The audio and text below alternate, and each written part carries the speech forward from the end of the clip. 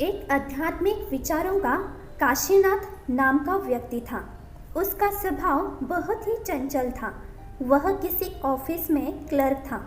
वह ईश्वर पर बहुत विश्वास करता था, लेकिन कभी कभी मंदिर जाकर भगवान से बहुत शिकायतें करता था और उनके सामने ऐसी बातें करने लगता था कि ईश्वर भी सोच में पड़ जाते कि यह मुझ पर विश्वास रखता है या फिर यह मुझ पर शक करता है।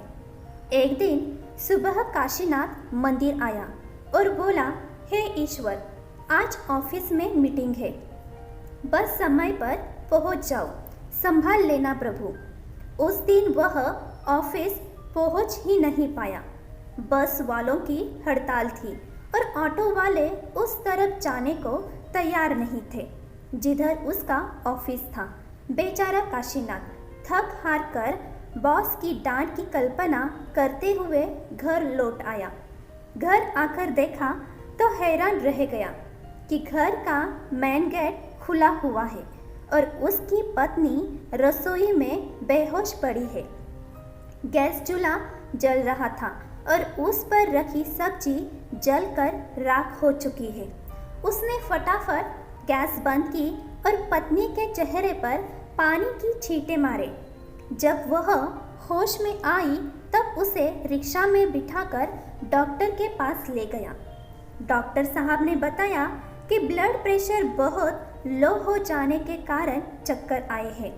भगवान का धन्यवाद है कि जान बच गई। आइंदा ध्यान रखना और दवाइयाँ समय पर लेते रहना। अगले दिन काशीनाथ मंदिर जाकर भगवान से बोला, वाह भगवान जी वाह, मैंने कहा था ऑफिस समय पर पहुंच जाओ, आपने तो ऐसा चक्कर चलाया कि ऑफिस की छुट्टी ही करवा दी। आपको क्या पता आज मुझे बॉस से कितनी बातें सुननी पड़ेगी। मुझे तो लगता है आप मुझे जानबूझकर तंग करते हैं।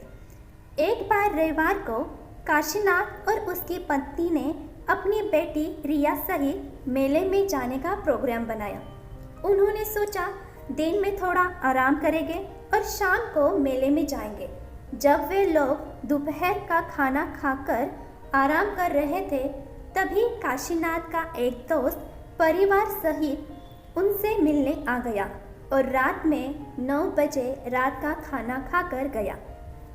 काशीनाथ को उससे मिलकर अच्छा तो लगा और मेले में ना जा सकने के कारण उन सब का मूड खराब भी हो गया था। अगले दिन काशीनाथ मंदिर जाकर भगवान से बोला, हमारी तो छोटी सी भी इच्छा पूरी होने नहीं देते हो, पता नहीं क्या चाहते हो। भगवान रोज चुपचाप उसकी बातें सुनते रहते। अब एक दिन उसके ऑफिस के कुछ लोग मिलकर बातें कर रहे थे। काशीनाथ ने कहा, अरे यारो, हमें भी कुछ बताओ, कौन सी गुपचुप बातें चल रही है। और भाई काशीनाथ, हम लोग सोच रहे हैं कि सारा खर्चा शेयर करेंगे, कैब से कहीं आसपास घूम आए, थोड़ा मूड फ्रेश हो जाएगा।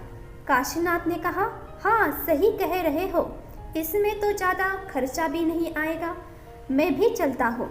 दोस्त सॉरी यार, तू अगली बार चलना। इस बार तो 4 लोग पूरे हैं और एक ड्राइवर, टोटल 5।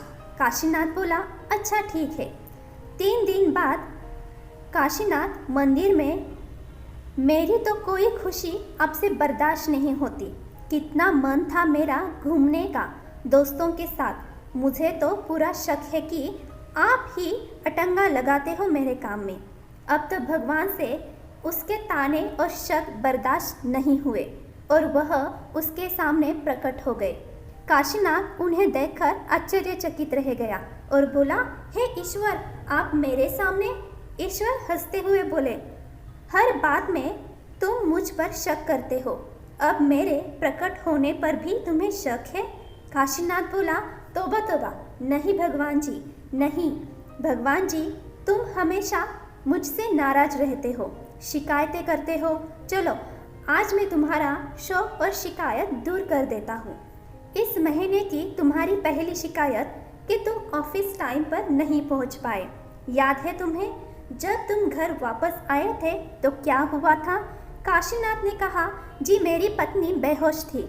ईश्वर ने कहा, तुम ऑफिस न जाकर समय पर घर वापस आ गए और उसे डॉक्टर के पास ले गए और उसकी जान बच गई। अगर तुम उस दिन ऑफिस जाते तो शाम को ही वापस लौटते, तब तुम्हारी पत्नी का क्या होता, उसे कौन देखता? काशीनाथ, यह तो मैंने सोचा ही नहीं था। आपका बहुत धन्यवाद प्रभु, लेकिन और भी बहुत सी बातें हैं। ईश्वर मुस्कुराते हुए बोले, मेले में जाना चाहते थे पर जा नहीं पाए। अगले दिन समाचार सुना था कि मेले में एक टेंट में आग लग जाने के कारण अफरा तफरी मच गई थी और बहुत से लोगों को गंभीर चोटें आई थी।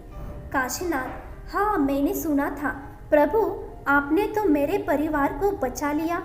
ईश्वर ने कहा, दोस्तों के साथ घूमने जाना था पर जा नहीं पाए।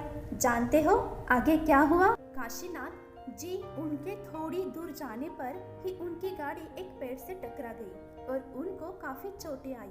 कहा जा रहा है कि शायद ड्राइवर नशे में था। फिर वह गौर करता हुआ बोला, नहीं, मैं चाहता तो मुझे भी चोट लग जाती। आपने तो मुझे बचा लिया भगवान जी। तभी तो सब लोग कहते हैं कि भगवान पर भरोसा रखो।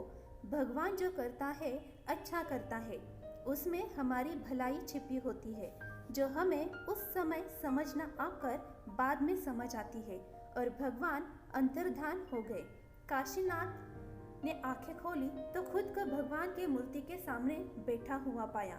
वह उठा, भगवान के चरण स्पर्श किए और घर चला गया। फिर उसने कभी भगवान की लीला पर शक नहीं किया और न कभी शिकायत की। दोस्तों, आशा करती हूँ कि यह छोटी सी कहानी आपको पसंद आई होगी। आपकी भगवान के बारे में क्या राय है, यह मुझे कमेंट्स में ज़रूर बताइएगा। और आप इस चैनल पे नए हैं तो चैनल को ज़रूर सब्सक्राइब कीजिएगा, क्योंकि इसी तरह के वीडियो आपको इस चैनल पर मिलते रहेंगे। वीडियो पसंद आए तो उसको लाइक और शेयर करना ना भूलिएगा। तो चलो फिर से मिलते हैं एक नई कहानी के साथ। तब तक धन्यवाद।